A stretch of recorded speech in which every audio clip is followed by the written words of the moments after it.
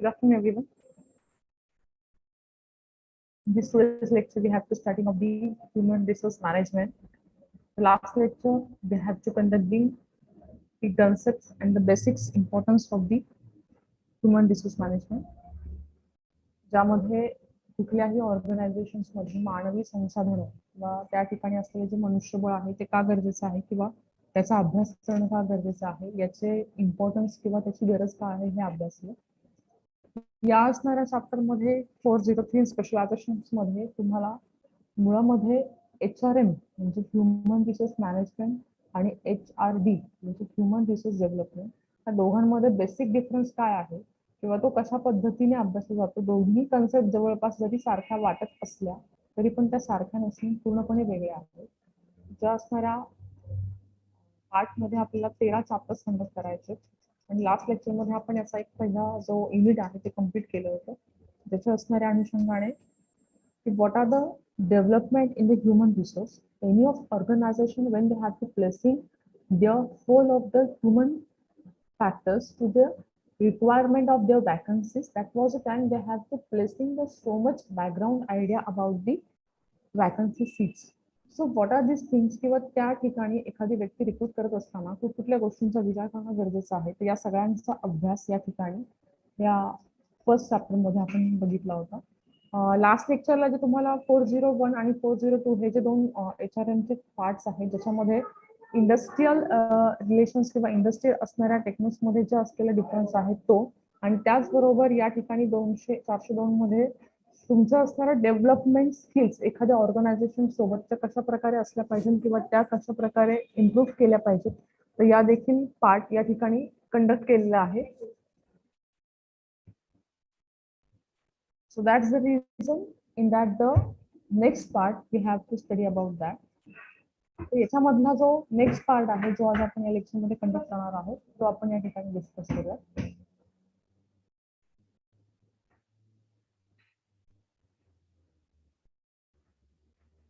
Work system training याचे importance काय आहे किंवा ते का करणं गरजेचं आहे तर याचे बरेचसे थिंग्स या ठिकाणी आपल्याला अभ्यासावे लागणार आहेत किंवा आपण त्या पद्धतीने त्याचं बॅकग्राऊंड चेक करणार आहोत. क्वालिटी ऑफ वर्क लाईफ तुम्ही कशा पद्धतीचं नेचर ऑफ वर्किंग करत आहात कशा प्रकारची स्ट्रॅटेजी फॉलो करत आहात याचा देखील अभ्यास करणं गरजेचं आहे.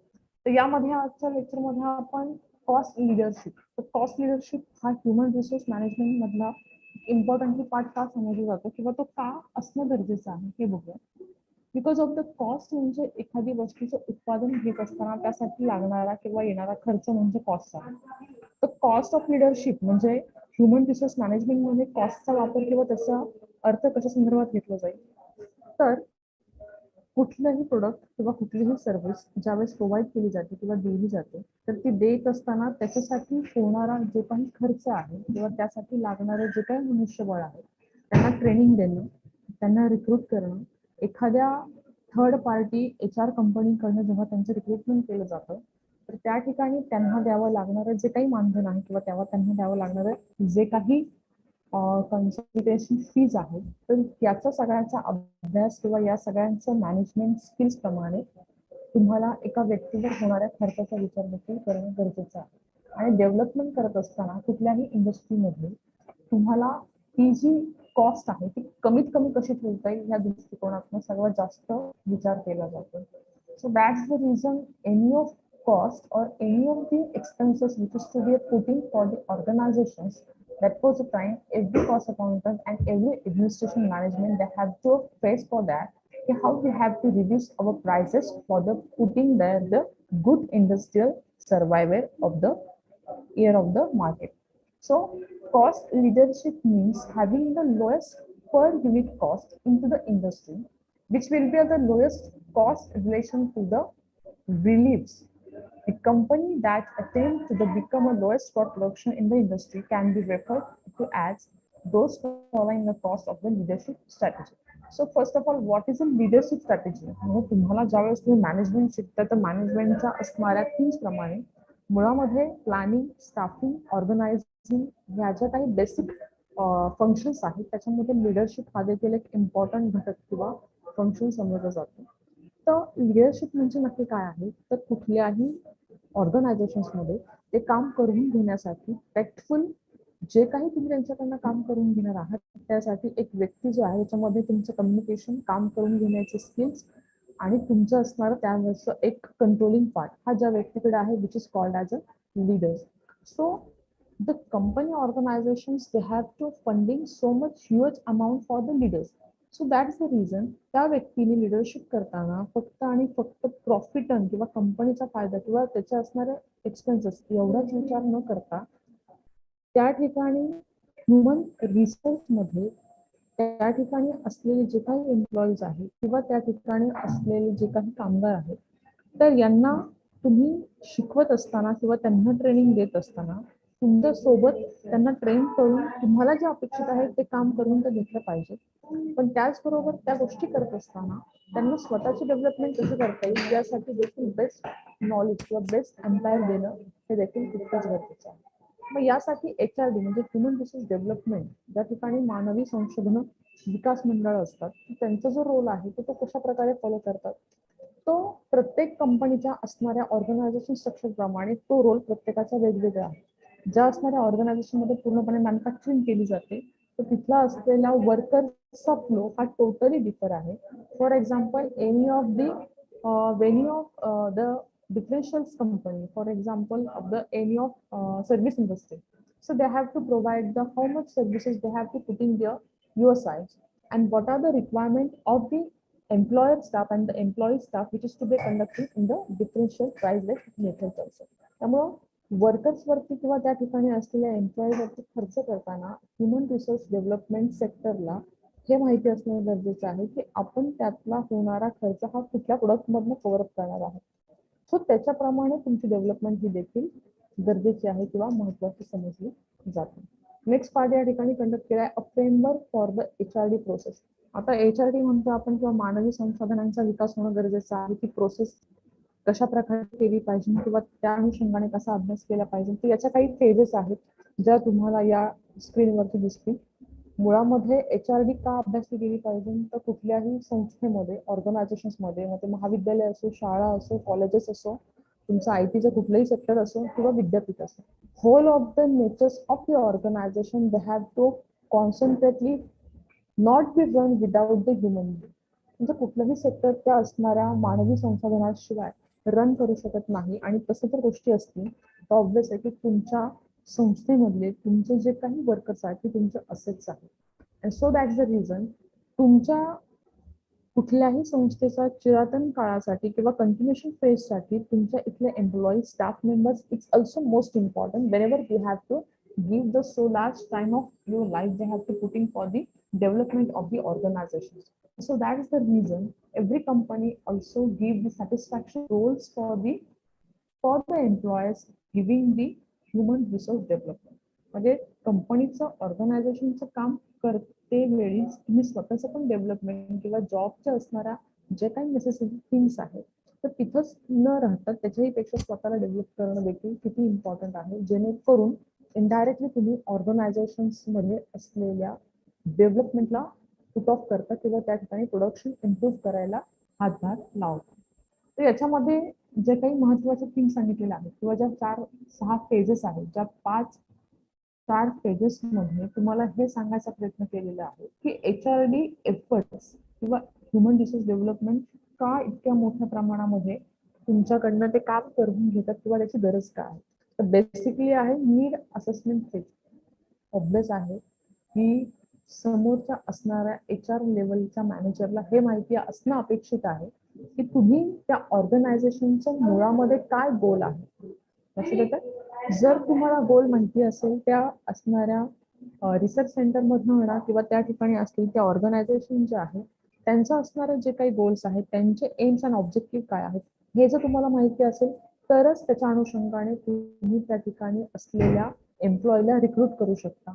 म्हणजेच तुम्हाला सुरुवातीला त्या ऑर्गनायझेशनचे अचिव्हमेंट्स त्याचे गोल हे तुम्हाला त्या एम्प्लॉईला समजून सांगता आले पाहिजे आणि त्याच्यावरती फोकस देऊन त्यांचं डेव्हलपमेंट म्हणजे त्यांच्याकडे असलेले स्वतःचे इनबिल्ट स्किल्स आणि त्यासाठी किंवा त्या ऑर्गनायझेशनचे गोल अचीव्ह करण्यासाठी तुम्ही अजून जास्तीत जास्त त्यांच्याकडनं फिटनेस स्किल्स हे त्यांच्याकडनं इम्प्रूव्ह करून घेऊ शकता ही झाली सगळ्यात पहिली step, which is to be called as a need assessment phase.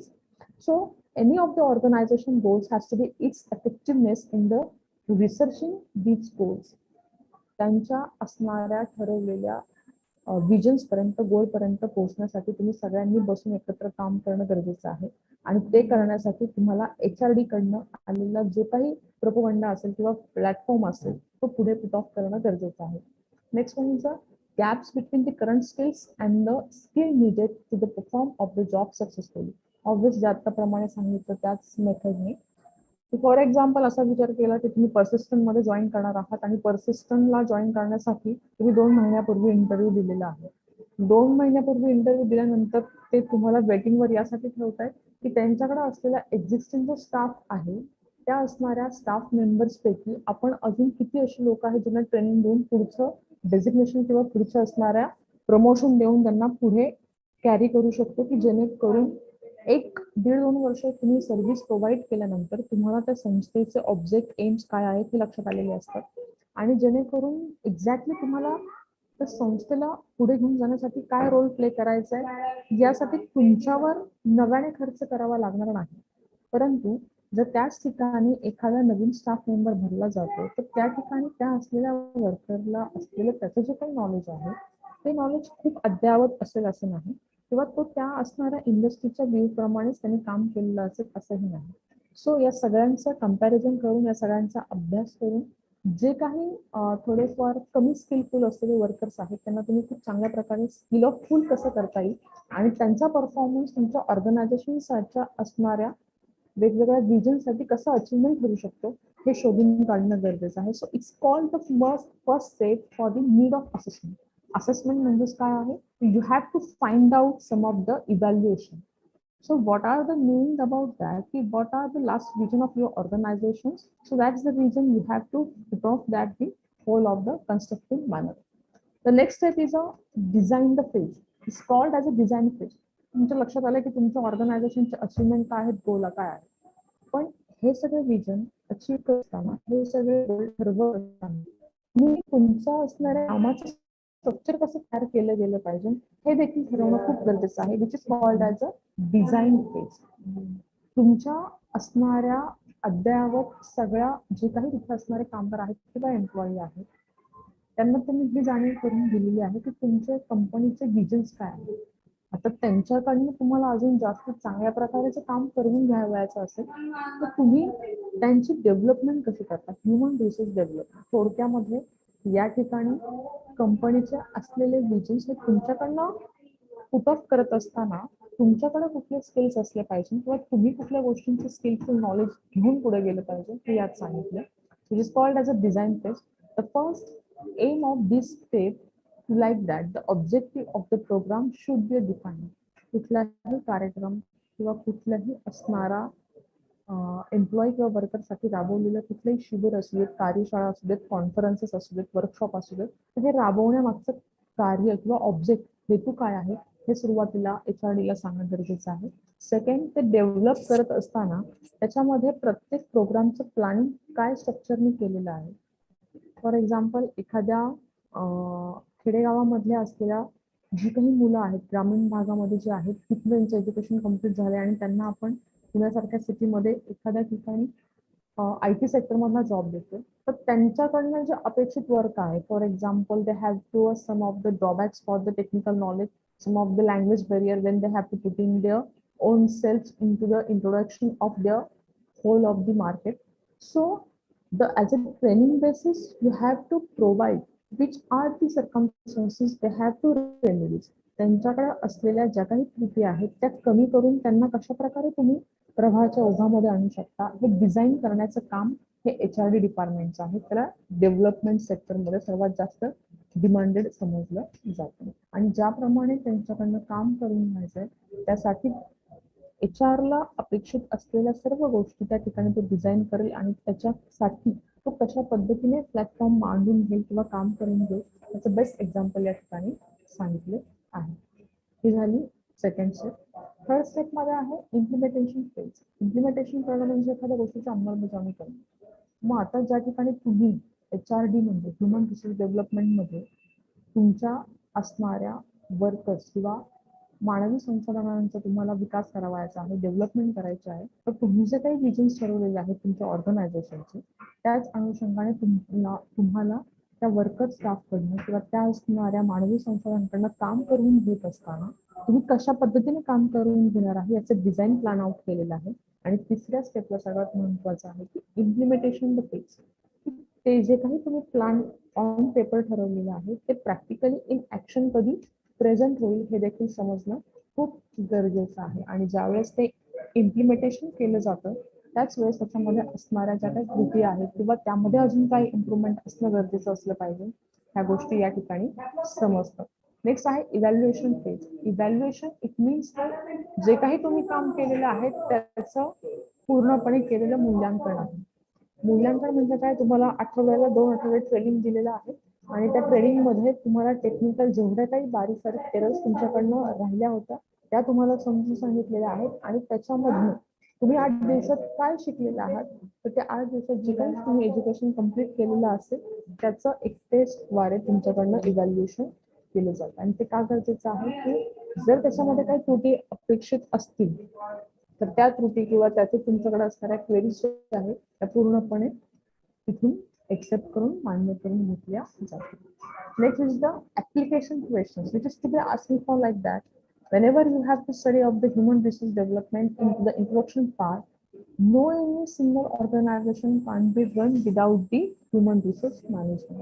So that is the reasons any of bank, any of the institution, they totally focus of the HRD sectors, because without the HRD, you can't be a run for your business, your organizations, and any of the factor manner. Okay. Right now we have to shift it from the next chapter, and this is the concluded of the second one.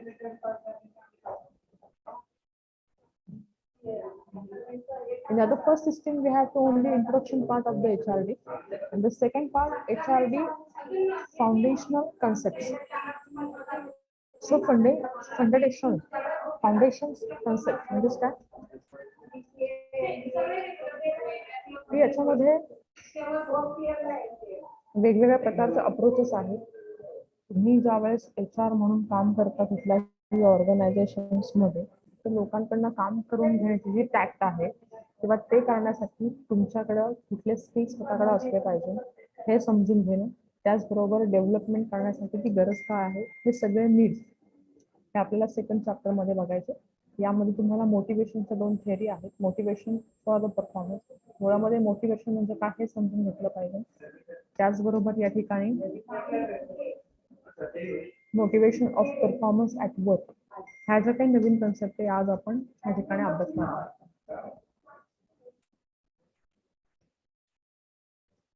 And at the first one, introduction. Field of human resource development is a natural outcome. Human relations movement in the field of management. Human relations movement got the inputs with the whatever experiment and the supports by the humanistic and the positivity psychology in the last half century. So in the 1950, system approach entered into the management discourse. The theories of the motivation were also. आता इतपत ठीक आहे की तुम्हाला HRD एवढं काही कळलं असेल किंवा HR मध्ये तुम्हाला काम करणं का गरजेचं आहे लक्षात आलं असेल. ह्या गोष्टी करत असताना त्यामध्ये ह्युमन रिसोर्स मॅनेजमेंटचा असलेला जो काही रोल आहे देखील इम्पॉर्टंट आहे हे आपण बघणार. यामध्ये करत असताना तुम्हाला पेमेंट ऑफ मोड किंवा त्या ठिकाणी तुम्हाला human resource nature of work हे कशा प्रकारे होणं गरजेचं आहे, तर याचा अभ्यास सेकंड चॅप्टर मध्ये केलाय की एक्झॅक्टली वर्क तुम्ही ज्यावेळेस करता HRD म्हणून त्यावेळेस तुमच्या असणाऱ्या गोष्टींचा ऑब्जेक्टिव्ह काय आहे.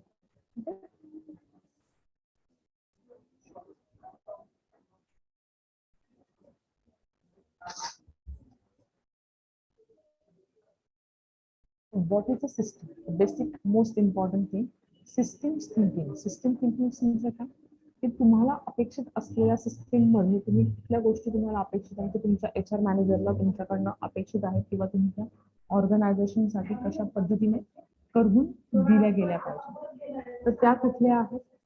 What is a system? A system is a collection of the interrelated parts which which acts together to achieve some goal which exists in the environment. Understand? Also, the system is defined as a set of the objects and the which work together in the relations of the between the objects of the. Understand? की ज्यावेळेस तुम्ही कुठल्याही स्ट्रक्चरमध्ये किंवा कुठल्याही ऑर्गनायझेशनमध्ये run करत असाल तर त्या ठिकाणी त्यांच्या असणाऱ्या ऑर्गनायझेशनचे जे अचिव्हमेंट्स आहेत त्यांचे जे एन्व्हायरमेंट आहे त्या असणाऱ्या सिस्टीमला किंवा त्या असणाऱ्या नेचरला सिस्टीम हा शब्द वापरला जातो. प्रत्येक असणाऱ्या ऑर्गनायझेशनचे त्या ठिकाणी असलेल्या एम्प्लॉई सोबतचे जे काही रिलेशन्स आहेत त्याचं जे काही बांधणीकरण केलेलं आहे तर त्यांचं एम्स किंवा त्यांचे असणारे ऑब्जेक्ट त्यांचे असणारे पार्ट ऑफ रिलेशन्सचा अभ्यास हा HRD कडनं होणं गरजेचं आहे आणि त्याच्यावरनं आधारित अजून कुठल्या गोष्टी इनपुट म्हणून ह्या प्रोसेसमध्ये येऊ शकतात त्याचा देखील जास्त डीप मध्ये अभ्यास करणं गरजेचं पडतं आणि so that's the reason the output of the product they survive the responses is mostly depending of the basic relationships between the employer and the employee. तुमच्या ऑर्गनायझेशन्स मध्ये असलेल्या तुमच्या स्टाफ मेंबर्सचे आणि तुमचे असलेले जे काही रिलेशन्स मेंटेन करणं अपेक्षित आहे so which is to be putting for the healthy atmosphere of the organizations for the achieving their whole visions and the advantages of the goals. So they have to either be any of recruitment found into the process so that's the way they have reduced in that manner. The next one is the elements of the system. Element of system elements म्हणजे घटक तर सिस्टमचे घटक कुठले आहेत कुठल्याही असणाऱ्या ऑर्गनायझेशन्समध्ये जी काही सिस्टम त्यांनी लागू करून दिलेली आहे त्या असणाऱ्या स्ट्रक्चरमध्ये त्यांच्याकडे कुठल्या एलिमेंट्स आहेत किंवा सिस्टम आहे. A system is made of different subsystems internal and external. Obvious आहे तुमच्या असणाऱ्या ऑर्गनायझेशन्समध्ये ज्या काही थिअरीज किंवा जे काही रोल तुम्ही प्ले करता त्यावर तुमच्या इंटरनल आणि एक्सटर्नल म्हणजे अंतर्गत आणि बाह्यगत असणाऱ्या वातावरणाचा परिणाम हा 100% होत असतो. उदाहरणार्थ द्यायचं म्हणलं की जर for example you having the some of the time face the so many stress beyond your family or beyond your organization, so that's the called as a approaches from the society.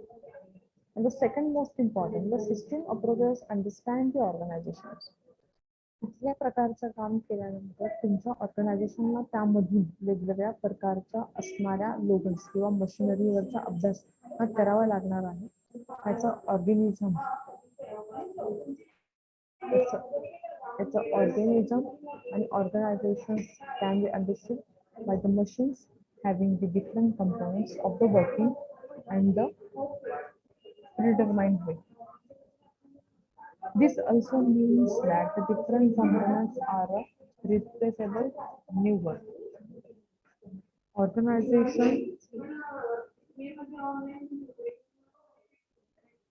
Organizations can also be understood the living system. सिस्टमचे काही प्रकार सांगितलेले आहेत open system and close system. ठीक आहे open system which is to be aware as the elements of the system is the interact to the with environment. The interaction with involved for the transfer machine information of a manpower to purchase the department in any organization can be example of the open system. Open system म्हणजे थोडक्यात त्या organisation मध्ये run करत असताना असलेली जे काही अंतर्गत असलेले फीचर्स आहेत किंवा असेट्स आहेत which is called as open system in having for the any of matter which is to be conducted as a material manpower as well as the labor and which is to be give the information for the open system कुठल्याही organisations मध्ये असलेली system. And then second one is a closed system. A closed system is one of the which does not be interact with the environment of at all. म्हणजे अशा प्रकारची system आहे की जसा कुठल्याही प्रकारच्या बाहेरच्या वातावरणामध्ये झालेल्या किंवा इकॉनॉमिक्स झालेल्या चेंजेसमुळे त्या सिस्टीमवरती जर काही फरक पडत नसेल किंवा त्यामधून काही त्याच्यामध्ये इंटरॅक्शन होत नसेल तर ऑब्वियस त्याला काय म्हटलं जातं close system. So there is no change of the information material manpower between the system can be environment is sometimes referred as a insulated system. In business organizations, close और open system. आता ठिकाणी is हा यांनी सुरुवात करून आपल्याला हा प्रश्नार्थी शब्दामध्ये विचारलेला आहे की त्या ऑर्गनायझेशन्स मध्ये बिझनेस ऑर्गनायझेशन मध्ये ओपन सिस्टीम लागू होणं गरजेचं आहे की क्लोज सिस्टीम लागू होणं गरजेचं आहे. ओपन सिस्टीम मध्ये बाहेरच्या अंतर्गत घटकांचा समावेश होत असतो किंवा होणार आहे, परंतु या ठिकाणी असलेल्या क्लोज सिस्टीमचा कुठल्याही प्रकारचा इम्पॅक्ट या ठिकाणी होणार नाही. अशा प्रकारचं सर्च करताना किंवा अभ्यास करताना काय सांगितलं, organisation as a system, a business organisation can be understood as a living system. जे अद्यावत आहे, जे आता पुट ऑफ केलेलं आहे, तर याचा अभ्यास करणं किंवा या ठिकाणी माहिती असणं म्हणजे काय होतं, क्लोज सिस्टीम ओपन सिस्टीम आहे किंवा नाही हे बघणं गरजेचं आहे. Next part is a motivation at a performance at work. Performance at work, and what is a motivation? Motivation is means like a moral system, so which is to be putting for that any of employing to achieve their work as a requesting and pursue their mind to exactly do their work on the best manner. So at the work, at a म्हणजे तुम्ही ज्या ठिकाणी working करत असाल, organisation असेल किंवा त्या ठिकाणी तुमची एखादी फर्म असेल, त्या सगळ्यांचं अनालिसिस त्या असणाऱ्या ऑर्गनायझेशन्स मध्ये होणं खूप गरजेचं आहे. The most organization it is the common to hear the refer that the particular employee is not motivated. Obvious आहे की प्रत्येक व्यक्तीला तुम्ही चांगलं काम करण्यासाठी मोटिवेट करण्याचा प्रयत्न जरी केला असला तरी देखील त्या व्यक्तीचं माइंडसेट आहे की कितीही काही असलं तरी पण तुम्ही त्या कामासाठी प्राधान्य जर देत नसाल तर which is to be a not be a successful helpful or the HRD of the motivation manner. So further is the absence of motivation, the organization is to be praised for the apologize for the putting for the whole and the good nature of things. So motivation is so important factor into the any of organizations. And the need-based theory of motivation. Motivation म्हणजे थोडक्यात त्या ठिकाणी असलेल्या कामगारांना एम्प्लॉईंना कामासाठी किंवा काम करून घेण्यासाठी प्रवृत्त करणं की जेणेकरून त्यांच्याकडनं जास्तीत जास्त काम तुम्हाला कशा पद्धतीने करून घेता येईल, which is called as a first thing. At the is the Maslow hierarchy need of skill.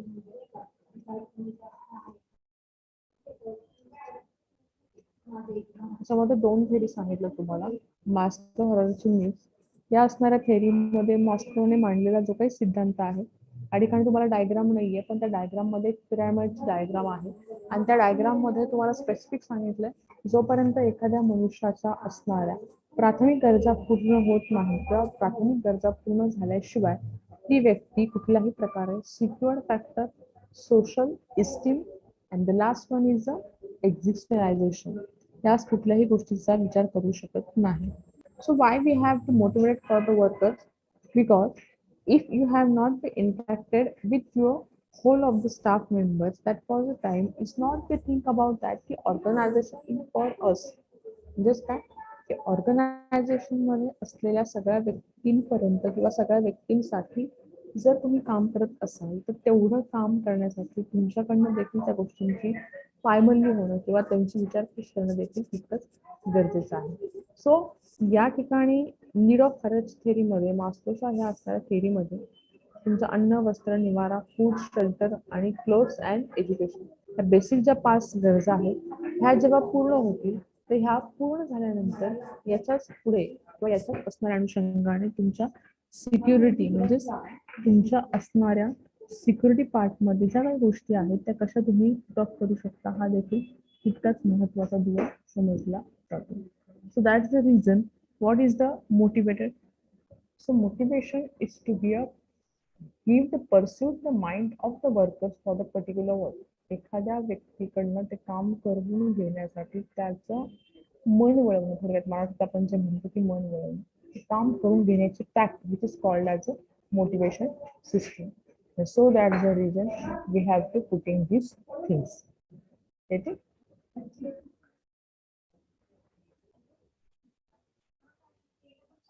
Need of अर्ज. मास्लोच्या म्हणण्यानुसार जोपर्यंत कुठल्याही मानवी संसाधनाचा बेसिक नीड्स अपूर्ण असतात त्याच वेळेस तो त्याचं काम हे प्राधान्याने देत असतो. जर त्या ठिकाणी त्या व्यक्तीचं असणारं काम हे फुलफिल झालं असेल किंवा त्याच्याकडे असलेल्या सगळ्या गरजा संपल्या असतील तर तो त्याच्या असणाऱ्या कुठल्याही प्रकारच्या कामामध्ये 100% देण्याचा प्रयत्न करू शकत नसेल. So basic the reason behind it. Basic reason it म्हणजेच काय?